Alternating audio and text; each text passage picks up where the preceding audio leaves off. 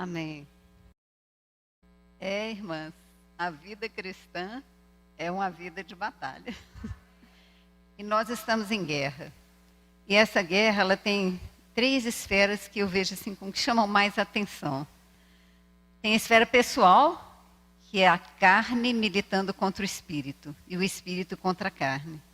Porque eles são opostos entre si, e nós queremos o nosso querer, e esquecemos do querer de Deus. Então, essa é a principal batalha que a gente tem que vencer. Porque dela vão sair as vitórias para o relacionamento entre os irmãos e a vitória do reino de Deus sobre o império das trevas.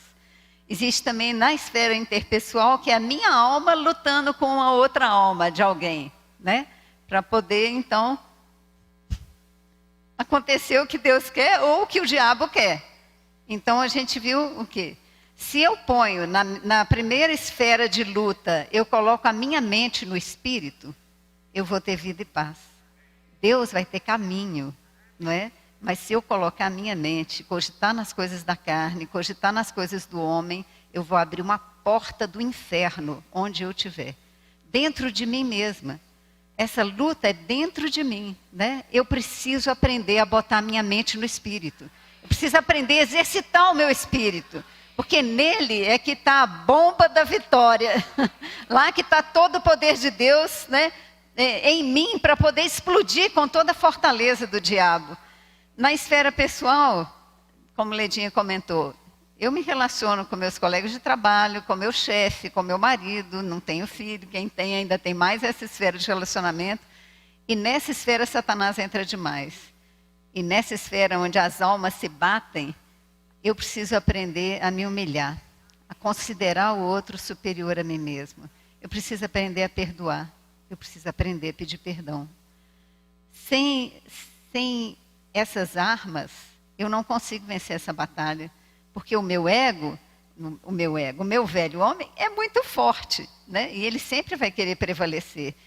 Mas que o Senhor nos ajude a permanecer nele, né? Com o espírito exercitado, permanecendo nele e essa vitória dentro de mim transbordando para os meus relacionamentos. E existe uma esfera grande de batalha, que é a esfera do império das trevas e do reino de Deus.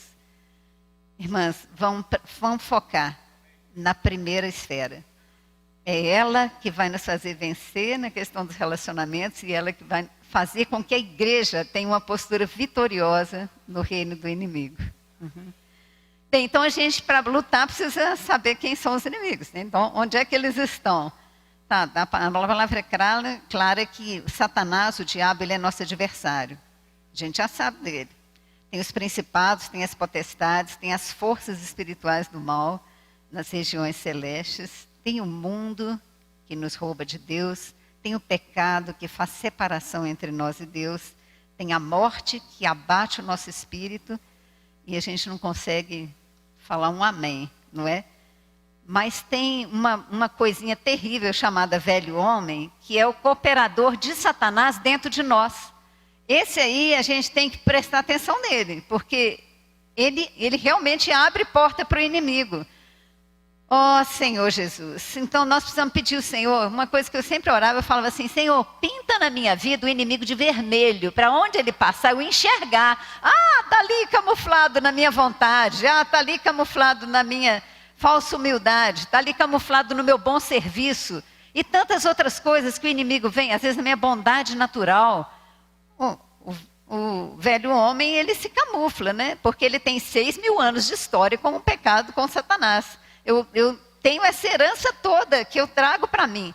Quando o Senhor entrou em mim, a minha vida espiritual é um bebezinho ainda, ela precisa ser desenvolvida. Mas o meu velho homem, ele já tem 6.000 anos de exercício. Então eu preciso ficar de olho nele, porque ele pode me derrubar. Então, amém. Que a gente realmente possa pedir ao Senhor, né, para fazer a gente identificar no nosso dia a dia, onde é que ele está escondido, tá? Na minha reação, na minha ira, na minha raiva, na minha alma, onde é que ele está escondido? Eu fui ferida, a minha tendência natural vai ser o quê? Toda hora eu voltar o meu pensamento para aquela ferida e ficar curtindo o meu sofrimento, e ficar invocada e agoniada e irritada com quem fez a injustiça ou quem me feriu, não é? Isso é o quê? Eu cultivar meu velho homem com todas os sofrimentos dele. A gente tem que saber onde põe a mente, irmãs. Toda hora a gente tem que voltar a mente para o Espírito. Porque eu também feri o Senhor, não feri? E Ele me perdoou. Por que eu não posso perdoar alguém que fez uma coisa tão menor contra mim? Qualquer coisa enorme ainda é muito menor do que o que eu fiz contra o Senhor. Eu pequei, eu mereci a morte. Mas o Senhor teve misericórdia de mim. Ele me amou quando eu era inimiga dele. Puxa vida. E Ele me perdoou. Então o perdão tem que transbordar de mim.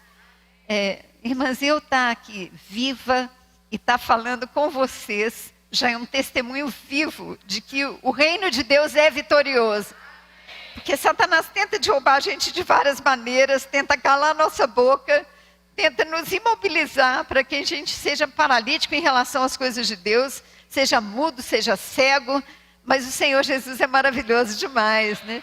Porque Ele no reino dele, cheio de graça e misericórdia, vem nos abraçar, vem nos perdoar, vem nos incluir no corpo dele para nos fazer úteis. Então uma coisa é fato, as nossas batalhas e as nossas provações não são para nos derrotar, elas são para nos aprovar, elas são para nos equipar e para que a gente fique ainda mais forte no reino do Senhor e lute contra o inimigo. Amém. Ok. Ok, as armas. Gente, já que os inimigos são tudo assim, ó, Satanás, principado, capeta, carne e tal, como é que eu vou lutar contra um negócio desse? Que é espiritual, né? Então as armas também têm que ser espirituais, né? Elas não são carnais. Não adianta com a minha esperteza, com a minha maneira de resolver as coisas, eu querer dar jeito na solução para o problema. Não tem como. Eu preciso realmente de quem possa me ajudar a usar a arma certa contra a coisa certa, né? Que nós irmãos compartilharam. Identificando o inimigo, se uma irmã vem e fala alguma coisa comigo, eu tenho que ver atrás disso. Quem é que induziu a irmã a ser brava comigo, a ser injusta, a ser cruel, ou o irmão, ou quem seja que for, né? Eu tenho que ver por trás. O inimigo instigou a pessoa, cooperou com ele, abriu a boca e deu nisso, me feriu. E eu feri porque eu estava bem lá no meu velho homem, que é todo sensível. Porque talvez se eu tivesse meu espírito na hora do ferimento, eu tivesse tido uma reação diferente, né? Teve uma vez uma experiência bem interessante.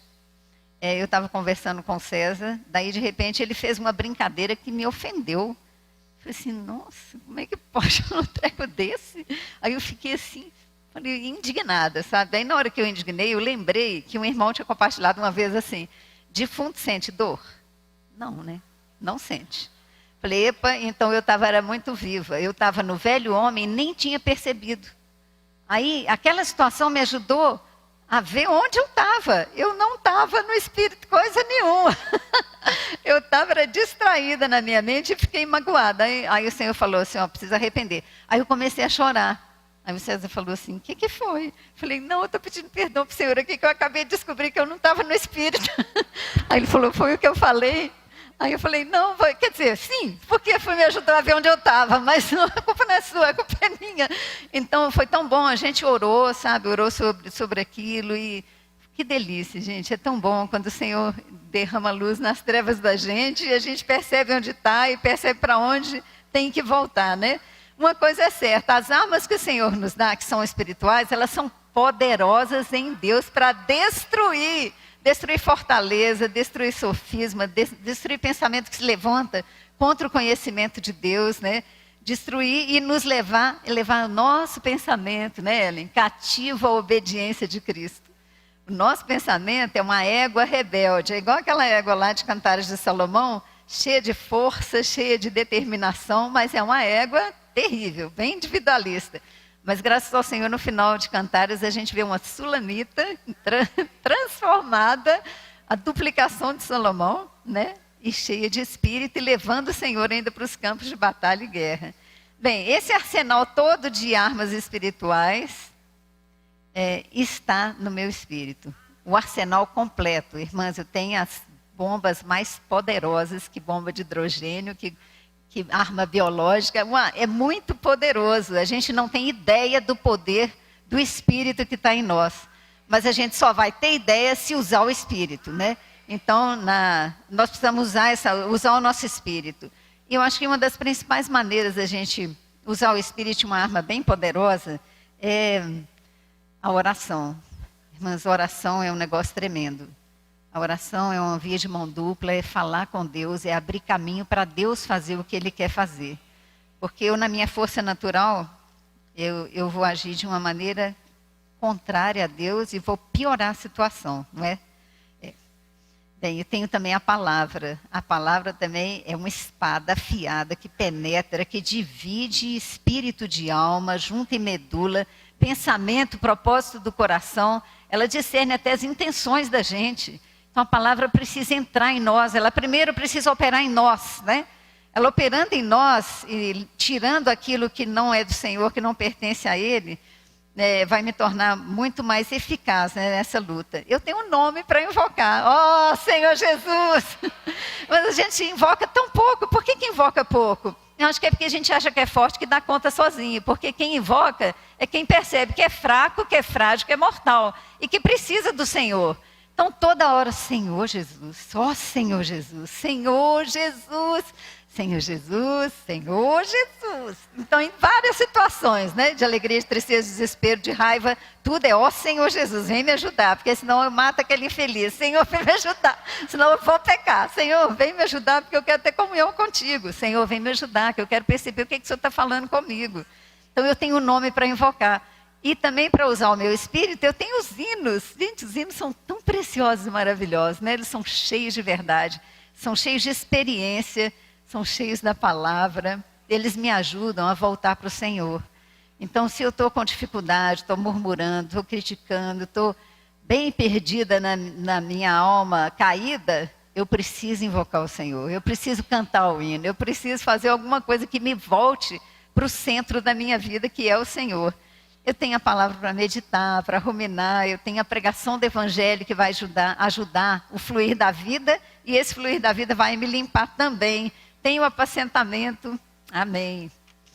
Ó Senhor Jesus, então, já que eu já vi que tem guerra, já vi os inimigos, já vi minhas armas, eu preciso saber quem é que manda agora, né? O general é o Senhor.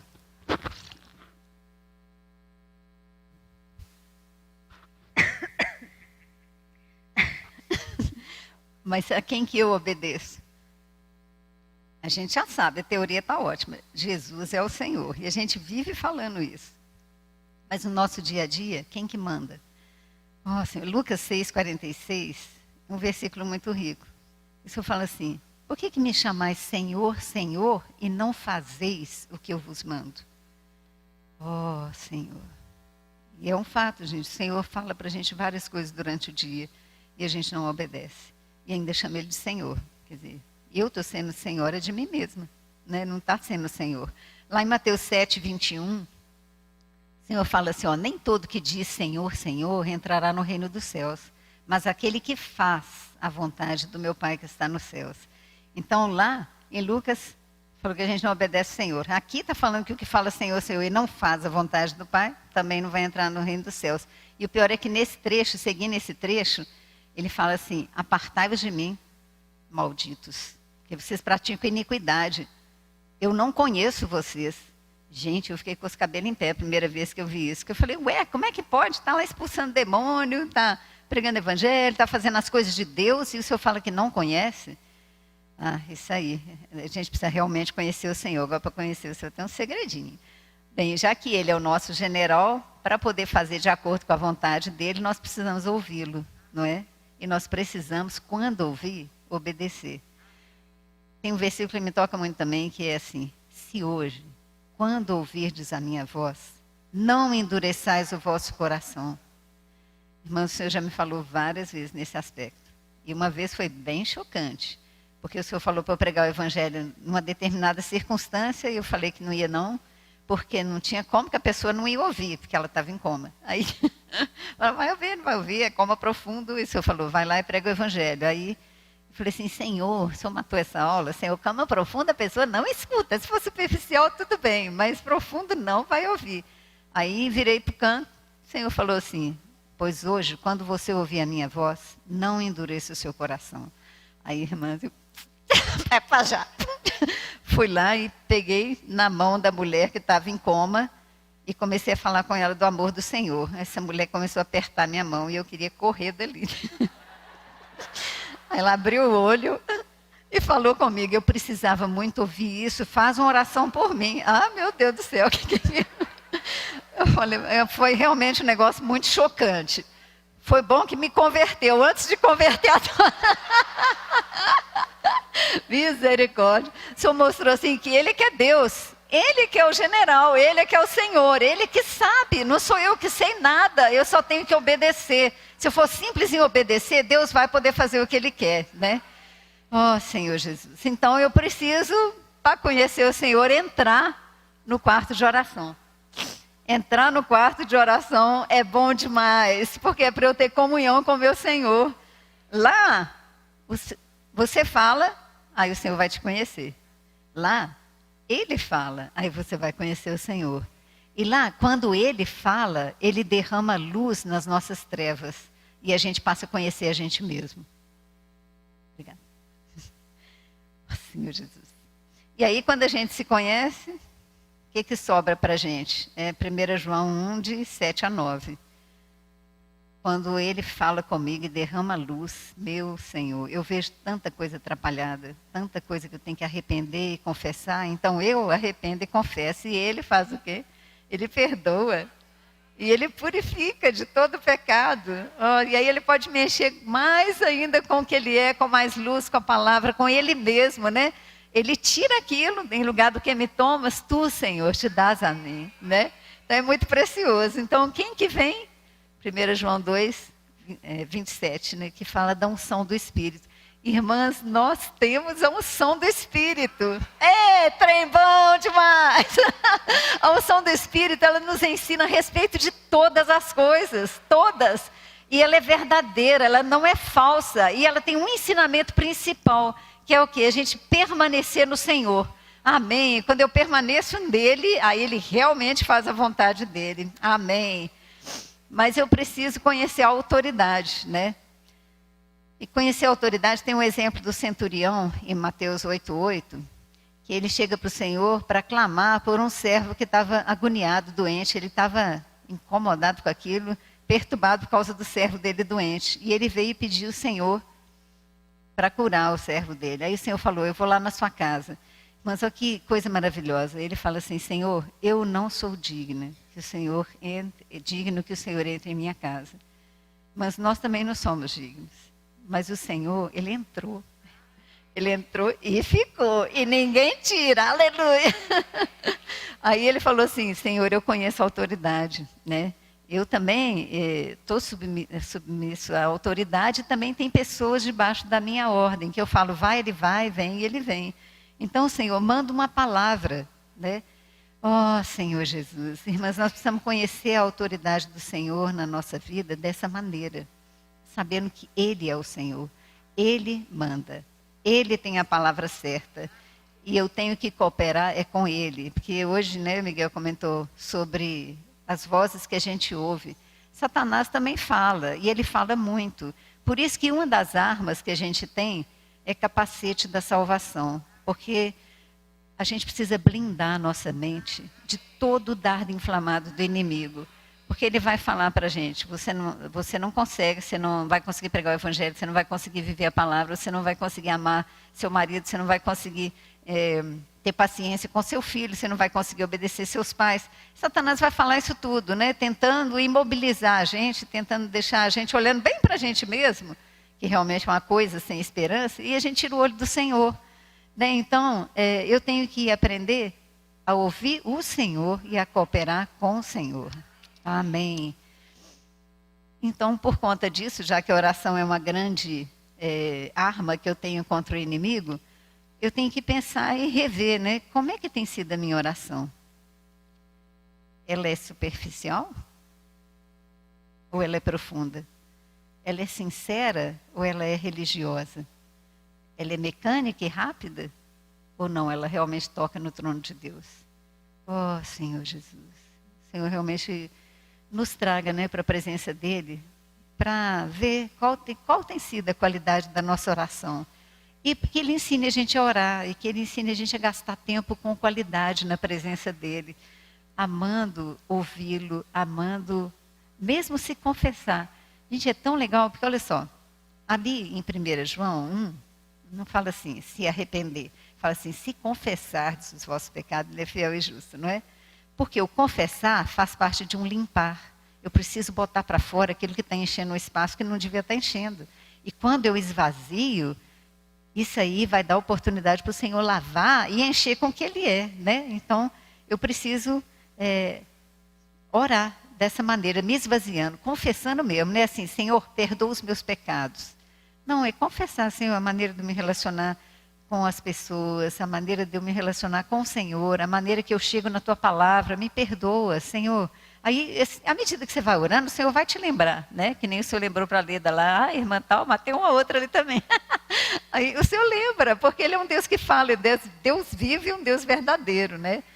E eu sou perseverante na oração, eu peço uma vez, e se eu não respondeu imediatamente dentro do meu tempo, eu já fico brava com Ele e não oro mais sobre aquele assunto. Ah, então Deus não quer, então tudo bem, então também não quero, né? Às vezes a gente tem esse tipo de reação, não é perseverante. E a gente precisa orar com perseverança. Né? Não parar, ficar ali que nem aquela viúva, julga minha causa, julga minha causa, julga minha causa contra o meu adversário. Eu tenho um adversário, só preciso julgar minha causa. Eu tenho que ser insistente, né? E também tem que aquietar o coração. Porque se meu coração estiver falando demais, se estiver com muitas vozes, eu não vou ouvir a voz do Senhor, né? Então, eu gosto daquele salmo que Davi fala assim, eu fiz calar a minha alma, assim como uma criança desmamada se aquieta no peito da sua mãe, assim é a minha alma para contigo. Então, tem que ser assim, né? Ficar quietinha ali no peito do Senhor. Ah, Senhor Jesus. E eu oro pelas pessoas. Lembra que o Jó foi abençoado quando ele orou pelos amigos? Então, isso tira o foco da gente mesmo também, porque às vezes a gente fica só assim, a minha necessidade, o meu problema, o meu isso, o meu aquilo, e acaba até enfatizando demais aquilo e esquecendo que o Senhor tem muita necessidade de cooperação e oração da gente, né? Ele quer que a gente mova o braço dele por meio da oração. Então, interceder pelos irmãos é muito precioso e salva muita gente. E eu luto em oração, a minha oração ela é uma oração de guerra. Eu tenho que saber que o Senhor me deu autoridade contra o inimigo. E quando eu oro, eu preciso usar essa autoridade que Deus me deu. Deus me deu autoridade não foi porque eu sou boazinha, não. Foi porque Ele morreu na cruz, Ele abriu um novo e vivo caminho. E Ele fala, pode chegar com intrepidez. Porque o seu lugar é na minha presença, né? Então chega que eu vou te capacitar. E eu também tenho que ver como é que está o meu relacionamento com a palavra. Já que oração e palavra são as armas principais, como é que eu tenho me relacionado com a palavra? Eu amo a palavra? Eu busco a palavra? Eu tenho amor e reverência? Eu busco alegria? Eu tenho fome da palavra? Quando eu leio para ouvir Deus, né? Eu tomo a palavra com a oração, ela permanece em mim, eu medito nela, ela se torna rema para mim ou ela é só um logos? É só uma letra que às vezes até me mata ou ela é uma palavra que me dá vida? Irmãos, a palavra do Senhor, ela é espírito e ela é vida. Então, quando eu toco nela, eu preciso tocar em espírito e vida. Amém? Aí, como é que é o meu serviço, né, para o Senhor? Está meio fraquinho, não está, né, eu estou usando muito minha carne, eu estou usando muito minha força, minhas habilidades, as minhas ideias. Aí, você me lembra de Marta e Maria. Irmãs, Marta e Maria, as duas estão dentro de nós. Só que às vezes a gente ativa o modo Marta e faz. E quando a gente começa a fazer demais na carne da gente, a gente fica irritado. Pô, irmão, que não faça. Só eu que faço. Aquele ali não move a palha, não ajuda em nada. Aí começa a ficar irritada. A Maria começou a reclamar para o Senhor da irmã dela. E ainda reclamou do Senhor. O Senhor não vai fazer nada. Não te importa não, Senhor. Imagina só, um serviço na carne, como é perigoso. Ela, além de estar criticando a irmã diante do Senhor, ela já estava criticando, era o próprio Senhor, porque o Senhor não estava fazendo nada quando via aquela situação. E no final ela ainda estava querendo mandar no Senhor, manda ela ir lá me ajudar. Ó Senhor Jesus, irmãs, olha o perigo de servir na carne. Aí uma coisa eu acho bem prático, sabe? A árvore, o fruto expressa o que a árvore é, né? Qual árvore que eu estou. A gente já viu lá em Gálatas que tem o fruto do Espírito e tem as obras da carne. Nas obras da carne, vamos ver aí Gálatas 5.